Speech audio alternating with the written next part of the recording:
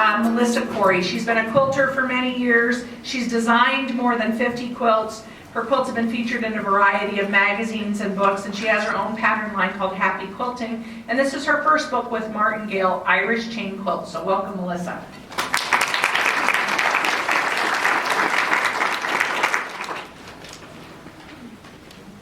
Thank you.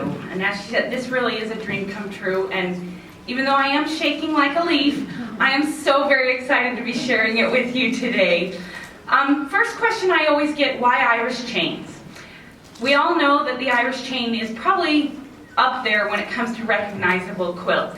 It has a rich traditional design that dates back to colonial days, and it's just got such amazing movement. They're easy to piece and have excellent color collaboration.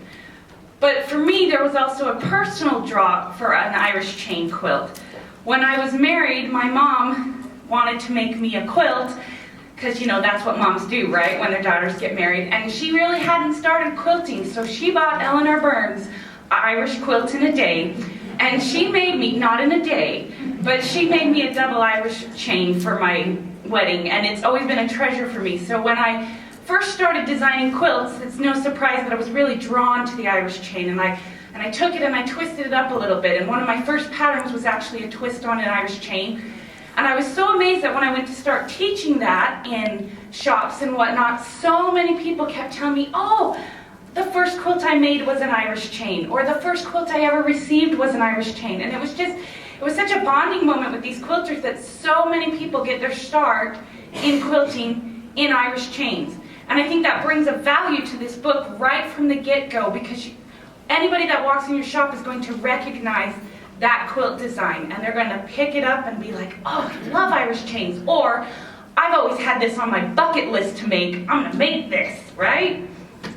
So let's talk a little bit about what I did with the designs in this quilt. I really tried to make this book for all quilters. Let me explain what I mean by that. How many of you get the question, what kind of quilter are you? And I always tell them, I know what they're asking, but I like to tease a little bit. I say, I'm a quilter. And they say, no, really, what kind of quilter are you? And I tell them, no, really, I'm a quilter. I like everything. I want to try it all. I want to do it all. I don't want to be restricted by, I have to fit in this kind of category. And I'm always encouraging people on my blog as well to try new things, to step out of your comfort zone. If somebody twisted my arm, I would tell them that my designing comfort zone is probably in the modern traditional region.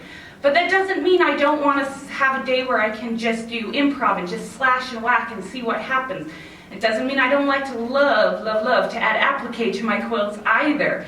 And so I really wanted to incorporate that into my book as well. I want it to be something that every quilter is going to find something they love.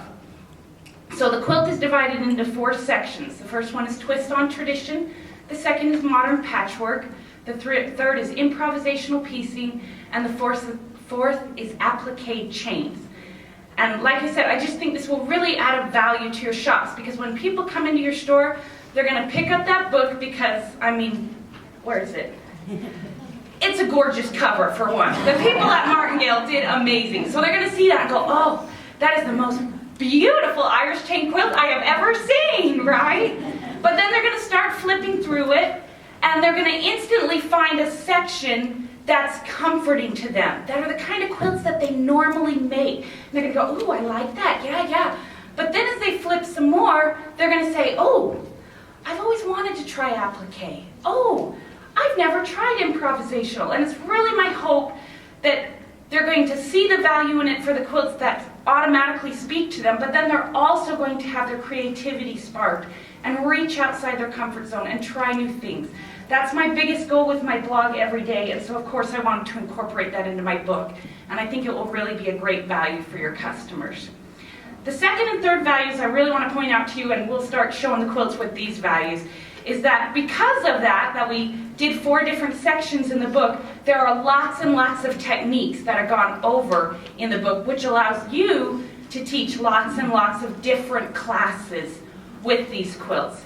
The other thing is that because they're all Irish chains, they're of course going to be block-based, and they're of course going to be extremely repetitive because we want that beautiful chain design. which means that they're going to be really simple to kit. Every quilt in this book is either going to be a pre-cut or it's going to be 3, maybe 4 different fabrics. So they're going to be really easy to kit, or if you don't like to kit, they're really easy when they grab the book to say, oh, which quilt do you make? Let's walk on over and find some fabric for it, because you're only going to have to find like 3 fabrics. You don't have to sit there choosing out 20 fabrics with them. So let me illustrate some of those with the quilts. The first quilt in the book is in our Twist on Tradition section. And in this section, you're going to see that. You're going to see the look of the single, the double, and the triple, but they're just going to have a little twist added to them. And this is the first quilt, and it's called Breaking Up. And this is a wonderful beginner quilt. No triangles to stress about, not, just basic point matching. Great for beginners to teach. It uses a lot of strip piecing, so it goes together really, really quick. So it's a really happy, fun one for beginners to start with. And when you go to kit it up, it's just 2 charm packs and then 1 fabric that you use for the chain. And as you can see, I use the same fabric for my binding as the chain, which makes it even easier for them. So you can get them to get it all before they even walk out of your shop. The second quilt in this section is called 2 Pass Cross. And this one, once again, is using strip piecing to put it together. It's going to go together fast. It also uses half square triangles. It's a really fun one to do as a class, just because there's not the stress of all the color layout and everything. People can just methodically chain piece. Don't we all just love a good session of methodic chain piecing? It's so wonderful. And yet again, super easy to kit up because you just need your 2 basic fabrics and then your pot fabric. So really easy. The next quilt in this section is called the North Star. And this one kind of has that double Irish chain look to it. But it's definitely got the different sizes, which adds that twist to it. Short people, that's, hey, try getting all these big quilts through security. I think they thought I was a little crazy. But this one is great. It's put together with strip piecing, so it's really easy to teach in a class. Even the sashing is done strip piecing, so it really will go together fast. There's not a lot of stress in this one. It looks complex, but a beginner can totally whip it together. Once again, super easy to kit because it's just 2 fabrics in your background, so it goes together really, really fast. And then the next one in this section, this is the last one in this section, and this is called an Irish Braid. And this quilt is one of my cherished favorites. It looks complex, but it's really just 3 basic blocks that are all put together with strip piecing, and then you take those 3 blocks and you make a 9 patch, and then you take the 9 patch and make a giant 9 patch, and it's just like it's bunnies, it multiplies. And it's super easy for beginner. I've taught this class a few times, and even somebody, it was their very first quilt, and it came out gorgeous. Great, great beginner class. Easy to get them to kit, because anybody guess what we use for this one? Jelly roll, 1 jelly roll. That's all you need. 1 jelly roll in the background fabric and you're set to jet. So that's all the quilts in the traditional Twist on Tradition section. The next section in the book is the Modern Patchwork section. And in this section, we're going to see a lot more of those modern elements creeping into the Irish chain. We're going to see a lot more negative space, some asymmetrical design, which as a designer, is a little hard for me. I was an accountant before I was a mom and a quilter, and so I like things balanced. And so asymmetrical, like I said, it's one of those things that's pushing you out of your comfort zone, which is such a wonderful way because you never know what kind of creativity, and now there's some of my favorite quilts. So the first one is called Unraveled, obviously a lot of asymmetrical design. This is a wonderful beginner-friendly quilt because you're just making 9 patches, but I would love to do it in a class because you can get the 9 patches made, but then really allow people the creativity to play with their layout. You know how fun it is when you're teaching a class that everybody ends up with a different finish? This really allows your customers to really reach out, and you don't have to put all the breaking up on one space. They can put it wherever they want and really just make it their own quilt. And this one's super easy. Once again, if they come in and they love it, just get them a layer cake and they're ready to go out the door with it. And the next quilt in this section is called Pick Up Sticks. Does anybody remember those little pick up stick games? That's where this one came from. I played it at my grandma's house. And this one is embracing a lot of the negative space. It's super easy to put together. It's once again just strip piecing, 5 basic strips, and it goes together. Piece of cake, so it's really easy. Great to teach in class. Because of the strip piecing, they can almost get the whole quilt put together in one class period. And everybody knows during classes you like to walk away with, more than a block. You feel like you did something. The other great thing about this quilt is it really focuses on the idea of you don't always have to use a solid background. If your customers can see this and then they think, oh yeah, you can use a light print in the background, that looks great too. And we all know that the prints have a slightly higher price point, right, than the solids.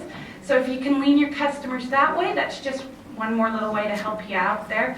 And this one to kit, you're just picking out 5 fabrics for them. And that one's also great. My husband says that's the most manly quilt in my book. So it can very easily be he says it's long and it will cover me when I'm on the couch. And so he says that's the manly vibe one. So got to make sure we cover everybody's bases, right? The next quilt in the book is called Coins in the Fountain. And this one is great too. You're just chain stitching on this one. Actually, I had a lot of fun with this one.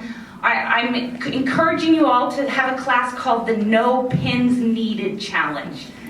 There's no matching seams in this quilt, and so I did not use a single pin when making this quilt, and it was so much fun. And I mean, that would be like the most fun class to attend. Like, everybody throw your pins out the door. We're not bringing them in today. And just to really see how much fun quilting can be when you don't have all the stress of having to have perfect seams. It really is a blast. This one also is just a layer cake to kit together, so really easy.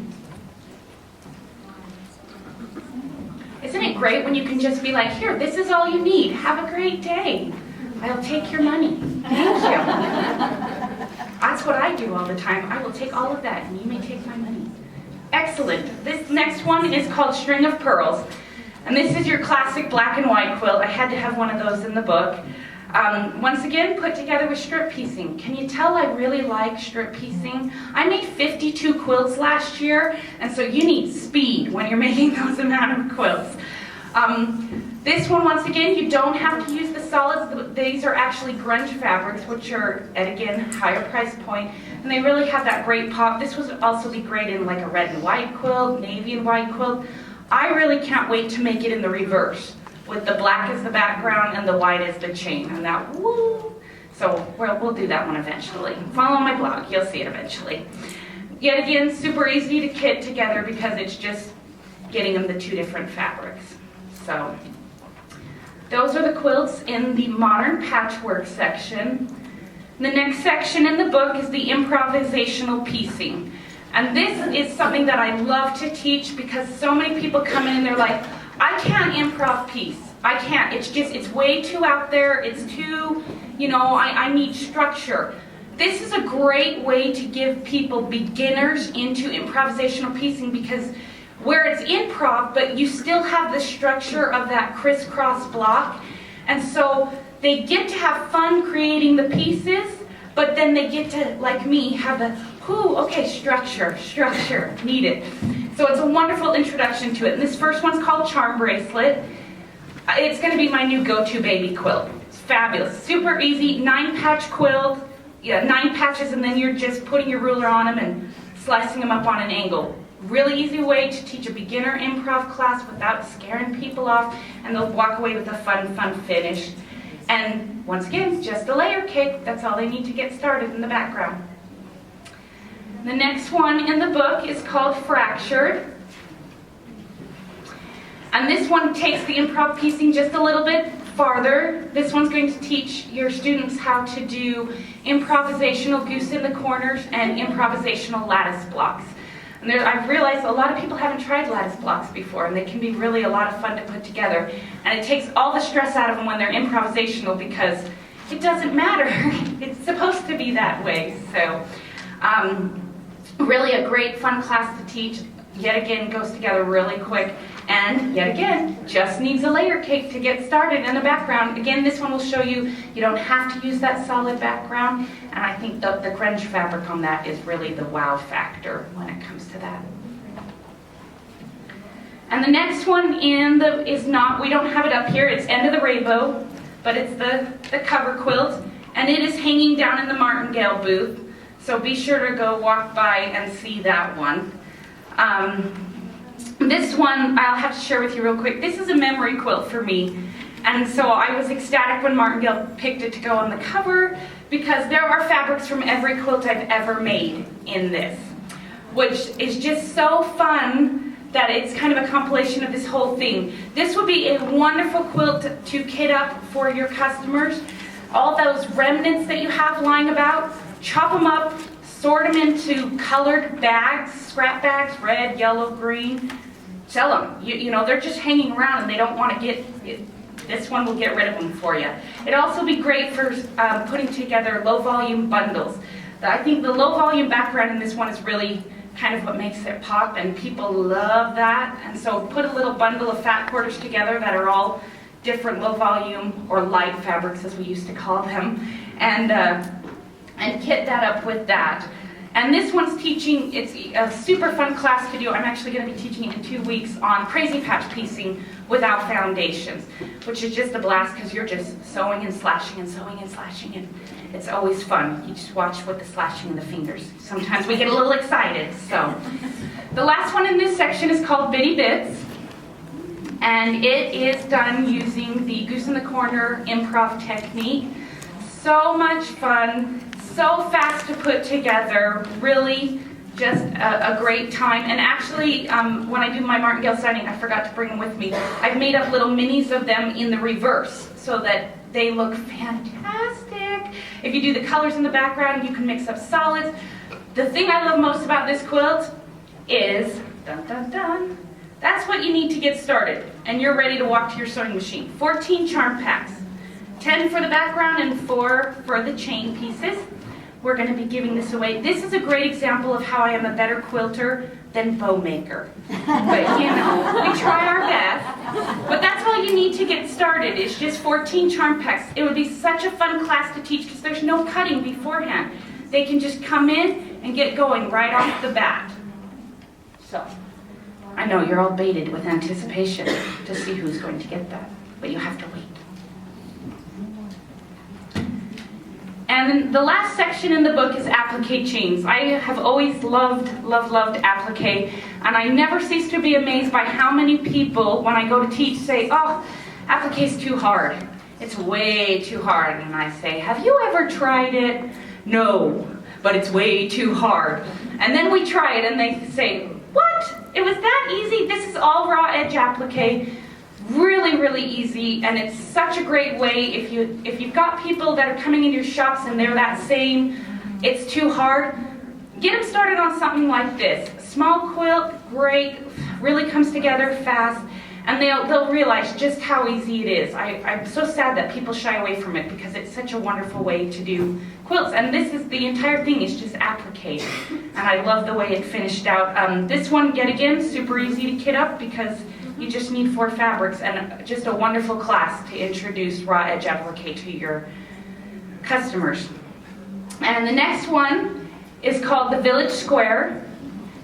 And this one I talk about in my book. I actually use the starch method to do this. Because I'm just dealing with squares, rectangles, and triangles, I don't have to worry about all those little pieces.